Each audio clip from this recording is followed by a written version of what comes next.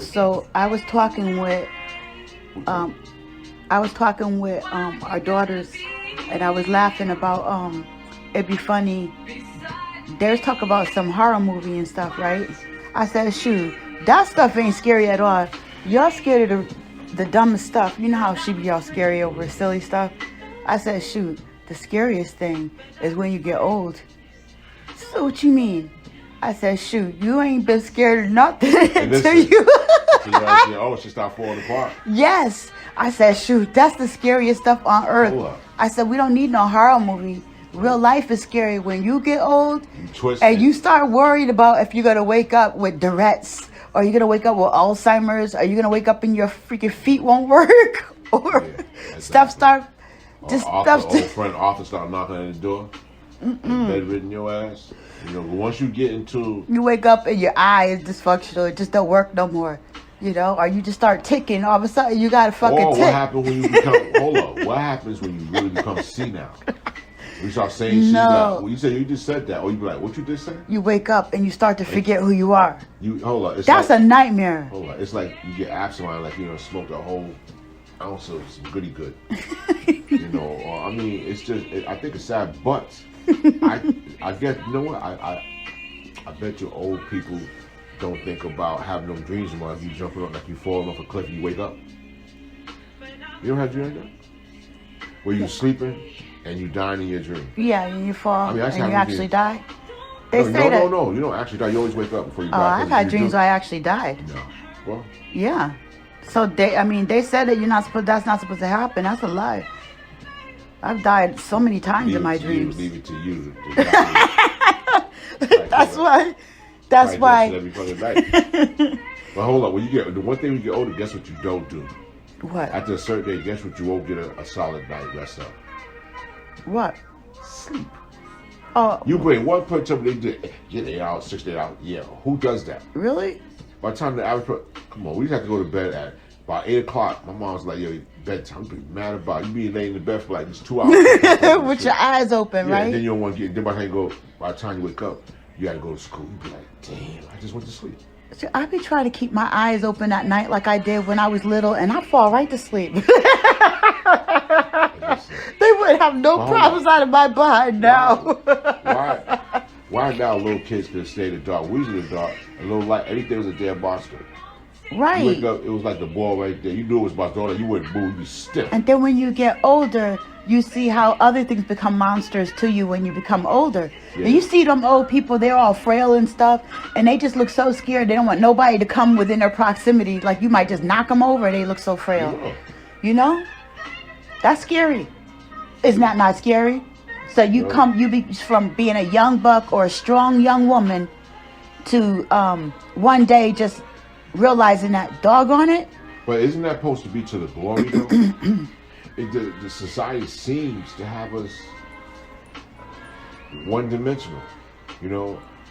They don't prepare people for that. That's why I'm laughing about it. Because if they prepare for it, then we'll be going for the old banana in the tailpipe. They do that young, wild, and free thing until you just should be falling apart. But you know what? If you look, you wake up and you be like, wait a minute, this don't work no more. But you know what though? That's the inedible. What about young people that don't? I see so many young people obese or just in a bad way. You know, to live a certain age these days is a glory. I see some people like a lady died today. The young lady I drop off, right? She said she was washing a lady and the lady was dying and touched the sun and died. I said, I mean, it's like she never witnessed it. So she said after the lady died, she said she had to help pick up. She ain't but about a buck. So she had to pick that lid. She said, so she got in the car. She was shook. I was like, what's wrong? She was like, I don't know. I said, oh, you deaf. You going to find you know. There's a real plot to get us to destroy our bodies when we're young. Everything that we do, the foods that we eat, the entertainment, everything is just like so much stuff is just poison. We've been conditioned to just trash ourselves until one day you wake up and stuff ain't working no more and you wonder why. You know, people don't even know that they can repair their bodies if they just stop eating certain things and doing certain things. Well, how can you eat? All right, so there's people that just eat bad all their life. Like my father. My father is 84. He drunk all my life. You know what I'm saying? All my life he drunk. Shot twice. I think he might got half a lung. He smoked. So you get like that, you stop drinking, they usually pass away. Yeah. Why the last is that? reunion, listen, the last reunion, my brother said my father had a little drink. But he's still living. So and he smokes cigarettes. So some people can live to They that longevity. changed their whole viral system. They changed their whole system to accommodate the alcohol. Then when they don't have the alcohol, their system's not used to dealing with, you know what I'm saying? Just water and life and whatever. Not only that, when I talk to him, he's still coherent. That alcohol kills stuff too, you know. It kills stuff. It does have benefits. Well, Certain kinds of alcohol do have benefits. But when you do the longevity, you just drunk like that. But then again, sometimes the Most High will let you just live to be in your misery, and then you just frail away. Because once you become a certain age, you know, certain senses go. What's alcohol poisoning that you have dealt with when you deal with clients? Don't some of them have alcohol poisoning, liver dysfunction? The majority, if you're drinking, if you drink at least one beer a day for consistently, it can damage your liver. You get fatty tissues on the liver. I'm not an expert on that, but most people that have come on my caseload have cirrhosis of the liver, you know, or near that. Everybody on my caseload is dealing with that, with the stomachs. You see the stomachs really pointing out and bloating. You know, you see that with Hep C. The full-blown Hep C. So they run that young, wild, and free thing and drink and all that kind of stuff and show all the alcohols and they look all pretty. And then, you know, you ruin your body and then don't even realize that you could repair it or anything. And by the time you're a certain age, stuff starts falling apart and it's all dysfunctional. And that's a nightmare. It is. And because they don't teach us to respect our bodies and they don't teach us about that you can heal your body and that it can carry you through. They teach people not to respect wisdom. You do the stupidest things when you're young, on that young, wild, and free tip. And then when you get to be an elder, you're not wise because you never taught anything about your body and stuff, and you need that information when you're young to bring you through. But if they have taken away all your mores, your folklores, you know, I mean, your religion, your faith, your ceremony days, those have been totally taken away from special people here. Whoever wanted to consider themselves special at this time. I mean, the proof is always in the pudding. You know, it starts in the home, but more than the body. We say the body. You can have this case in point. Let's look at the healthiest person, you know, in our sector, right? Healthy enough, but if the mind is sick, the body can be healthy. Listen, the Greek and the Romans had the healthy body and everything, but what? Their minds was just in another way. The mind is supposed to be set on what? Nature. This is why when we walk in nature, it is so, I don't care who you are, if you go into nature, you're going to find peace there. Just stay there for a minute. Drop you off there for a couple hours. And after a while you come out, you'll be at peace. Until when you hit society, man. It's a spiritual thing. It's a mind thing. So you can take care of the body. Oh, I'm doing this, taking this, blah, blah, blah. But the mind. Well, nature has different faces. I mean, you won't be at peace. Some people are not at peace if there's a storm or if it's cold. So, you know, but yeah, in general, if you go out in nature, the point is to plug in to become unified with it in a way where, like, you can feel your environment, like you become a part of you become a part of the world that you live in, you know, so you're not separate from the essence of the world that you live in. I totally agree. And then that also brings you into the food and the water and stuff, you know, because when you start talking about the essences and nature, it automatically starts to plug you into those things to appreciate them more. So let's look at what you just said, and I totally agree. Concrete jungles don't really teach you that. But if you set a criminal-minded, vicious person, right, and put him out and take him out of society and put him into a natural place where he has the combination of all the foods and necessities for life, 30 days.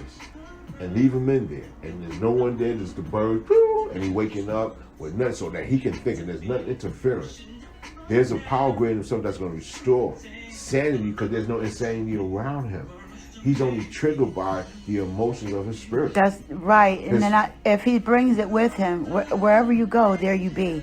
And so that's also not necessarily true, because I've heard stories about people who have left the city and went into the nature environment, and they were so unsettled and unrest because they were used to the sounds of the city, and they were used to, all that stuff that comes with it, because we've been conditioned. They were used to the arguing and the sirens, and they needed to hear that. And I was equating that to how when they teach us stuff when we're young, the classroom setting is really messed up, and they need to really have moved the children around more and stuff like that, and put us more in nature settings and things like that. But instead they had us underneath those lights in that confined environment, and an environment that really wasn't stimulating to learn. You know what I'm saying?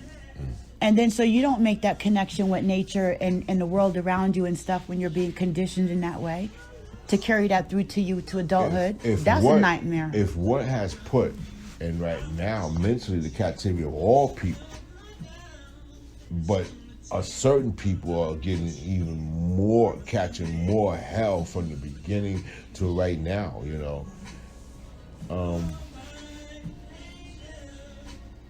The education about the body. Yes. When you take a person and put them into a calm environment, that spirit within themselves is going to bring peace into their mind, into their whole being. It's going to be peace, because there's no interference.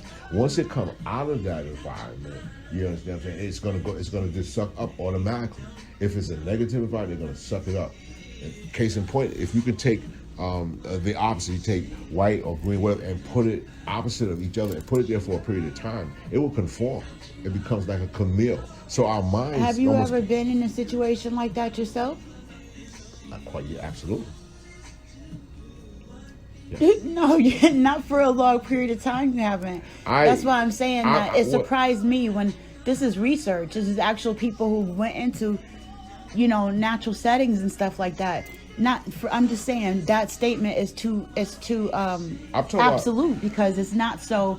Right. It's not so with everybody. We bring ourselves with us, and if we're not at peace within ourselves, then we bring that unrest with us wherever we go. The birds will be too loud, and the weather won't be right. If and no you know one, what I'm saying? if no one, like once again, the people that went there already had the thought because they had the resource. We're talking about somebody who don't have no other choice, that was confined to a condition of trying to conform them. And so we're saying, if you take a case study and take that criminal-minded person and put them into a peaceful setting of nature, and they have all the necessities to build them out. Deconditioned let me just first. finish. Right, but the decondition is to put them out of that environment and put them into a peaceful environment.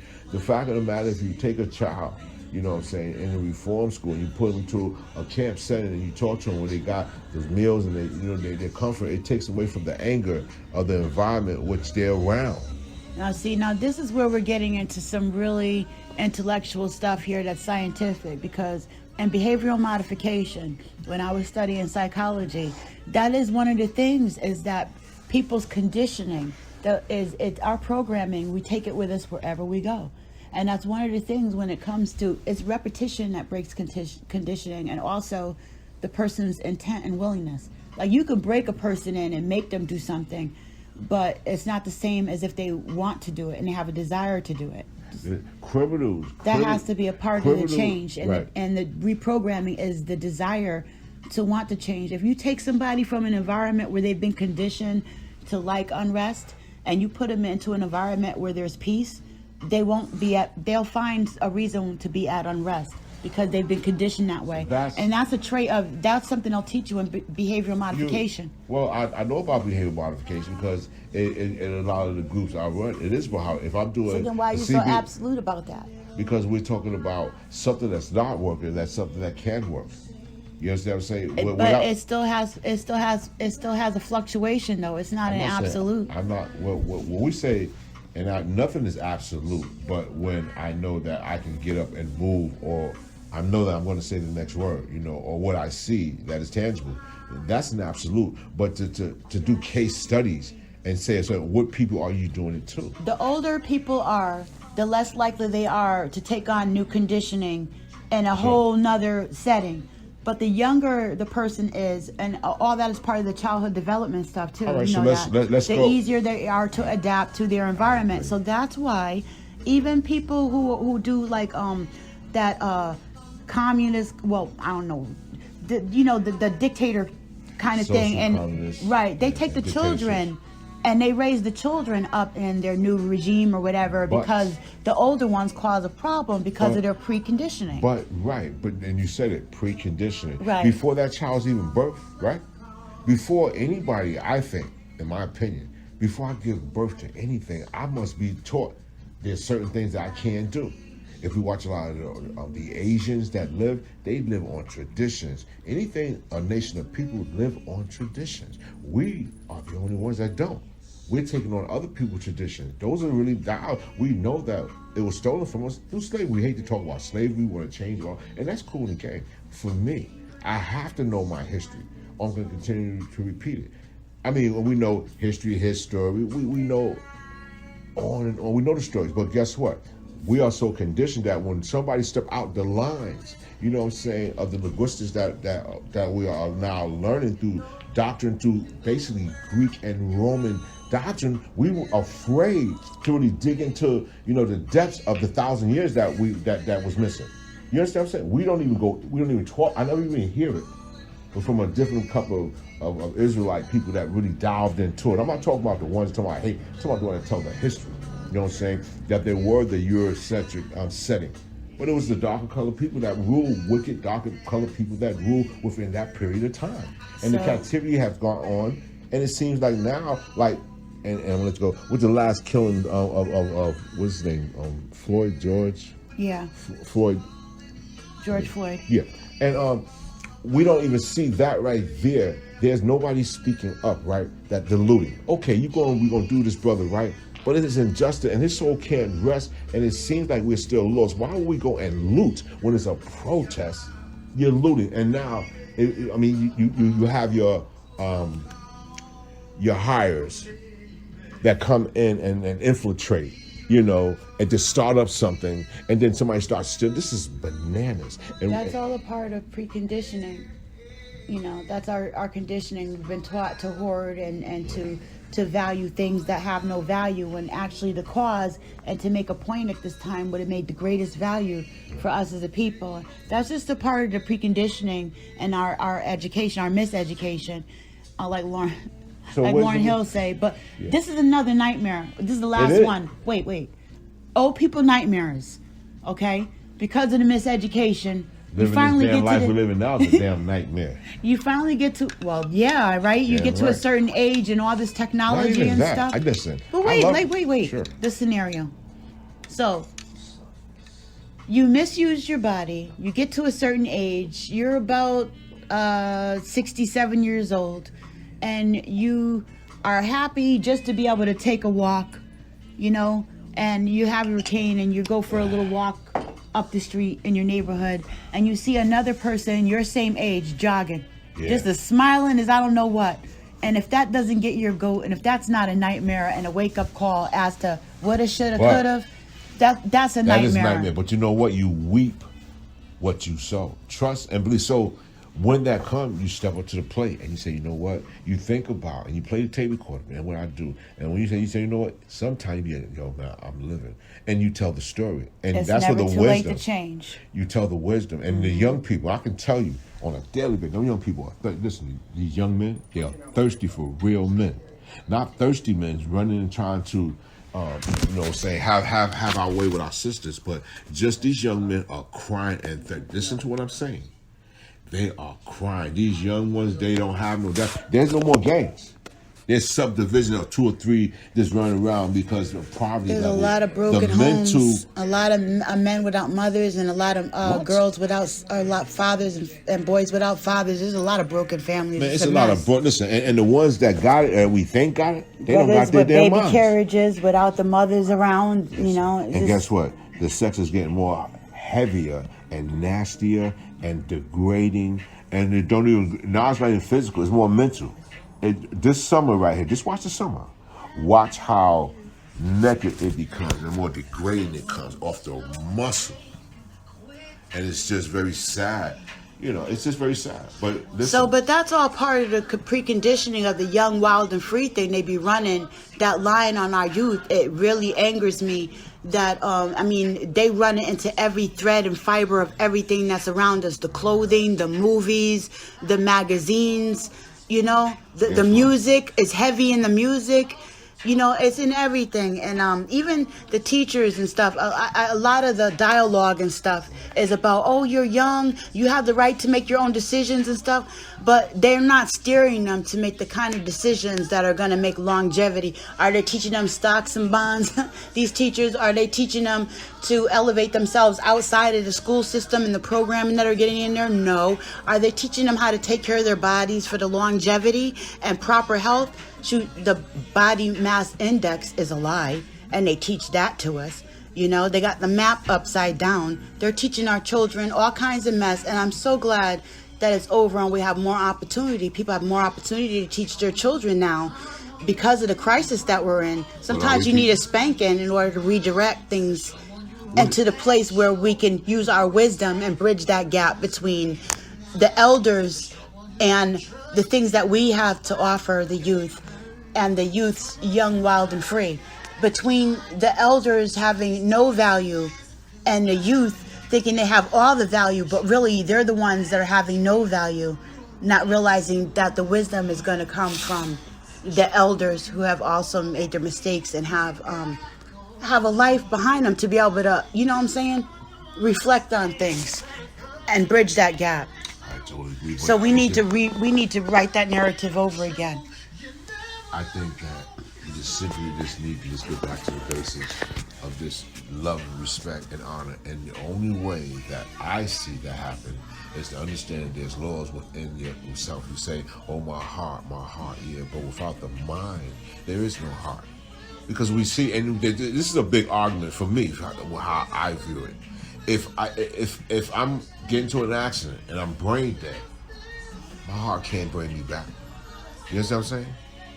It's beating, but it takes this right here in order for anything to move. So in our minds, we must be very, very careful who we're around. But we fill our minds with the things that our hearts gravitate towards. Absolutely. That's why I say the heart is the mind. Biblically, you know, they're connected. Biblically, I say my mind. That's why I tell me to renew my mind. You know what I'm saying? Once I renew my mind, then I get this feeling that goes on.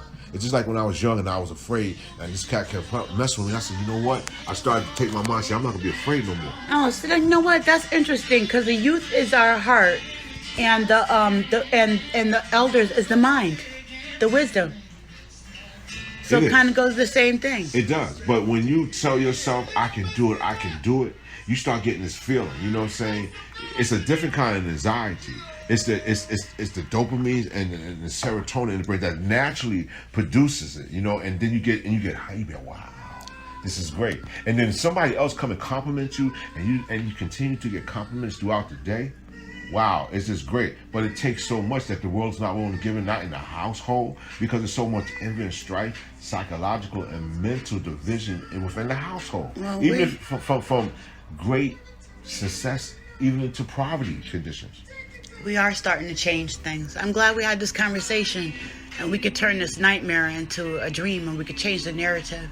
This was Regina's Rabbit Hole, Siren Buddha Medicine, speaking with... Full of wisdom. Much love to you and yours. Shalom. Feel free to like, subscribe, share, and donate. Much love to you and yours, family. I'm out.